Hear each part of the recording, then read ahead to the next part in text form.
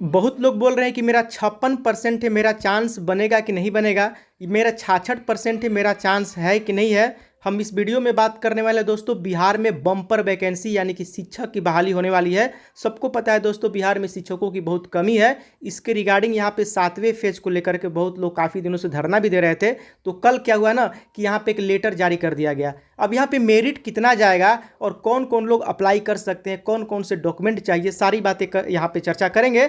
आप यहाँ पे अप्लाई कर सकते हैं कि नहीं। यहाँ पे 80,000 पदों पे दोस्तों भर्ती आने वाली है और ये शिक्षक की आने वाली है। मतलब कि आप अगर मिडिल स्कूल में पढ़ाना चाहते हैं, अगर प्राइमरी स्कूल में पढ़ाना चाहते हैं, कक्षा 1 से 5 तक के बच्चों को पढ़ाना चाहते हैं या 6 से 8 तक के बच्चों को पढ़ाना चाहते हैं, तो कौन कौन से ऐसे डॉक्यूमेंट हैं जो आपके पास अगर होगा तो आप भी सरकारी स्कूल में टीचर बन सकते हैं। तो यहाँ पे देखिए, बिहार में 7वें चरण को लेकर के कल लेटर जारी किया गया, उसमें 3 बातों पे चर्चा किया गया। सब बातें करेंगे यहाँ पे कि मेरिट कितना जाएगा उस पर भी हम आएंगे, ठीक है। कम से कम कितना आपका ग्रेजुएशन में रहना चाहिए, अगर आप बीटीटी किए हैं तो उसमें कितना आपका परसेंटेज रहना चाहिए, 12th में कितना चाहिए, किस कैटेगरी में, सारी बातें यहाँ पे समझिए। देखिए, हर विद्यालय से ये डेटा जुटाया जा रहा है कि किस विद्यालय में कितने शिक्षकों की कमी है, ठीक है। और सारा डेटा ये 30 जून तक पता चल जाएगा कि पूरे बिहार में कितना सीट खाली है शिक्षकों का। अब ये क्या किया जाएगा कि वेबसाइट पे ध्यान दीजिएगा, वेबसाइट पे 27 जुलाई तक विभागीय वेबसाइट पर ये अपलोड कर दिया जाएगा, मतलब ऑफिशियल साइट पे, ठीक है।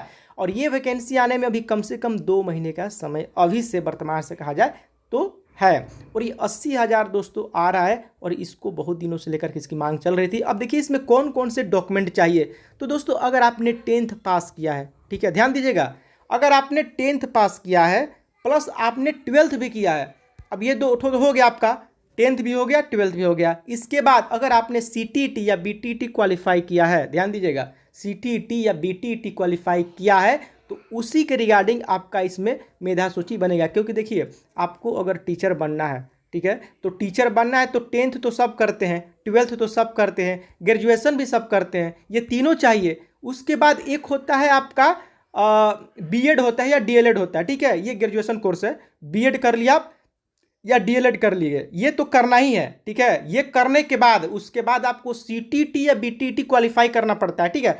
और ये अगर सीटीईटी या बीटीईटी आपने क्वालिफाई किया है दोस्तों, तो आपका क्या होगा कि अगर आप क्लास 1 से लेकर क्लास 5 तक, यानी कि जो लोअर प्राइमरी बोला जाता है, एक अपर प्राइमरी हो गया जो मिडिल स्कूल वाला 6 से 8 वाला, तो ये जो आप 1 से 5 तक के बच्चों को पढ़ाना चाहते हैं तो इसको लेकर के आपका 10वां का जो नंबर है, 12वां का जो नंबर है और बीएड या डीएलएड का नंबर, इन तीनों को जोड़ दीजिए, ठीक है। परसेंटेज जोड़ दीजिए और भागा 3 से कर दीजिए। जैसे मान लीजिए यहाँ पे 10वीं में आपका 10वीं में 70% आया, ठीक है, 12वीं में आपका 60% आया, अब प्लस आपका डीएलएड में अगर आपने डीएलएड किया है तो 65% आया। इन तीनों को जोड़िए, कितना आएगा, 5 हो गया, 6 6 12 7 19, है ना, 195 हो गया। और इसको 3 से भाग कर दीजिए, ठीक, 3 से भाग करेंगे कितना आएगा, 65%। अब इसी के अनुसार क्या करेगा ना, वो 65 आ गया, किसी का 66 आ गया, किसी का 67 आ गया। अब ये डिपेंड करता है, मेरिट देखिए ध्यान दीजिएगा, इसी पे मेरिट डिपेंड करता है। अब यहाँ पे अगर आप 6 से 8 तक के बच्चों को पढ़ाना चाहते हैं तो यहाँ पे आपको क्या करना है कि यहाँ पे आपको 10वीं वाला हटा देना, ठीक है, 10वीं वाला नहीं जुटेगा, केवल ग्रेजुएशन और बीएड या डीएलएड जुटेगा। अभी बीएड वाले 1 से 5 तक वाले में फाइट करेंगे कि नहीं, ये भी अभी विवादास्पद है, क्योंकि यहाँ पे ब्रिज कोर्स करना पड़ेगा कि क्या। अब देखिए, डिपेंड करता है कि कितने कैंडिडेट अप्लाई किए हैं, कितने कैंडिडेट अप्लाई किए हैं, कितने सीट पर, डिस्ट्रिक्ट वाइज की हम बात करें, अलग अलग ये निकलता है। तो ये चीज़ें हैं दोस्तों। अब उसी के अनुसार आपका पूरा का पूरा कट ऑफ जो है वो मेरिट लिस्ट पता चलता है। मेधा सूची देखिए कहीं कहीं कम भी जाता है, बेसी भी जाता है। अब चलिए बात कर लेते हैं कि जनरल का कितना चांस है, अगर ओवरऑल देखा जाए तो कितना परसेंट कम से कम मिनिमम रहना चाहिए।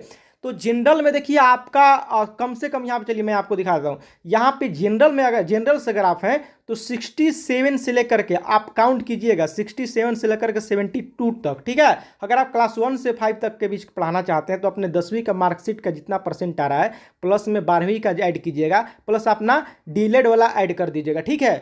और ऐड करने के बाद 3 से भागा दीजिएगा, जितना आएगा देखिएगा इसमें आ रहा है कि नहीं। इसके बीच में मैं ये नहीं कह रहा हूँ कि इन्हीं के बीच में होगा उन्हीं का होगा, नहीं, ऐसा कोई बात नहीं है। मैं अपना एक अनुभव रख रहा हूँ, इससे कम में भी बहुत सारे लोगों का हुआ है, जहाँ पे सीट ज़्यादा है और कैंडिडेट कम अप्लाई कर दिए, वहाँ पे होता है ऐसा। कम पे भी हो जाता है, 62 पे भी हो जाता है, 63 पे भी हो जाता है। तो ये 67 से 72 के बीच में, है ना। अब ईबीसी का लगभग 63% पे आपका चांस बन रहा है इस बार, बीसी का भी 63 पे बन रहा है, ठीक। एससी एसटी का 56 से ऊपर, देखिए हम तो कहेंगे 52 से 56 के बीच में एससी एसटी का आपका यहाँ पे मेरिट रहने वाला है, ठीक। अब इसमें देखिए आपका डॉक्यूमेंट क्या लगेगा, तो 10वीं का मूल प्रमाण पत्र, ठीक है, और 10वीं का मार्कशीट, 10वीं का मूल प्रमाण पत्र प्लस में 10वीं का मार्कशीट प्लस 12वीं का मूल प्रमाण पत्र प्लस 12वीं का मार्कशीट प्लस सीटीटी या बीटीटी जो भी आपने क्वालिफाई किया है उसका आपका एडमिट कार्ड चाहिए, प्लस में मूल निवास, आय निवास, जाति तो चाहिए ही चाहिए। अब जाति आपका जनरल का नहीं चाहिए, लेकिन आय निवास तो चाहिए, और अगर ईडब्ल्यूएस से है तो ईडब्ल्यूएस चाहिए आपके पास। तो ये सारी चीज़ें आपके पास रहनी चाहिए, ठीक है। और देखिए अब ये कहने का ये है कि आपको जुलाई में ये चीज़ें आ जाएगी, जुलाई में आपको ये वैकेंसी, और 80,000 की जहाँ तक बात हो रही है दोस्तों, ये 80,000 आपको कोई नोटिफिकेशन निकाल के नहीं बताया गया कि 80,000 आएगी, न्यूज़ में अपडेट एक तरह से संभावित बताया जा रहा है कि 80,000, इससे ज़्यादा भी हो सकती है, ठीक है, क्योंकि कल ही लेटर जारी करके बोल दिया गया कि आप लोग धरना वरना खत्म कीजिए, हम लोग बहुत ही जल्द विज्ञप्ति जारी करने वाले हैं जुलाई वगैरह में, ठीक है। इसके बाद आपको आगे जाकर के फाइनल स्टेज में नवंबर में जाकर के फाइनल करा लिया जाएगा। कम से कम देखिए कुल मिलाकर के आपका 50% मिनिमम इससे ऊपर रहना चाहिए, चाहे आप किसी भी कैटेगरी से हैं, कम से कम 50% रहना चाहिए। अब ये मत पूछिएगा मेरा 65% है सिलेक्शन हो जाएगा, नहीं, क्योंकि मैं साफ तौर पे बोल चुका हूं कि आपका अगर आप प्राइमरी के लिए कर रहे हैं तो 10वीं का आपका यहाँ पे जितना परसेंटेज है 55% है, मान लीजिए 10वीं का, यहाँ पे 12वीं में आपका 60% है, और यहाँ पे डीएलएड में आपका 65% है। तीनों को जोड़ दीजिए, जितना आएगा 5 5 10 के जीरो हासिल, 1 6 1 7 6 13 5 18, और यहाँ पे 3 से भागा कर दीजिए, यह आपका प्राइमरी वाला निकल गया। 160% आपका आ रहा है। तो मैंने जो बताया आपको कि जनरल में इतना से इतना के बीच में ज़्यादा चांस है, उसी तरह से मिला लीजिए। कम में भी दोस्तों होता है, जहाँ पे सीट ज़्यादा है, कैंडिडेट कम अप्लाई किए हैं, वहाँ पे कम में भी हो जाता है। मैंने अपना एक वो रखा है, चाहे तो आप ऑफिशियल तौर पे पिछली बार का भी देख सकते हैं। यहाँ पे देखिए ये पिछली बार का है, मैं दिखा देता हूँ आपको, इस तरह से लोगों का हुआ है। तो यहाँ पे बड़ी खबर दोस्तों, बिहार में शिक्षक बहाली को लेकर के 7वें चरण के बहाली को लेकर के जो लोग इंतजार कर रहे थे, जो लोग यहाँ पे बीएड करके बैठे हैं, जो लोग यहाँ पे डीएलएड करके बैठे हैं, तो दोस्तों आपके बैठने का समय गया।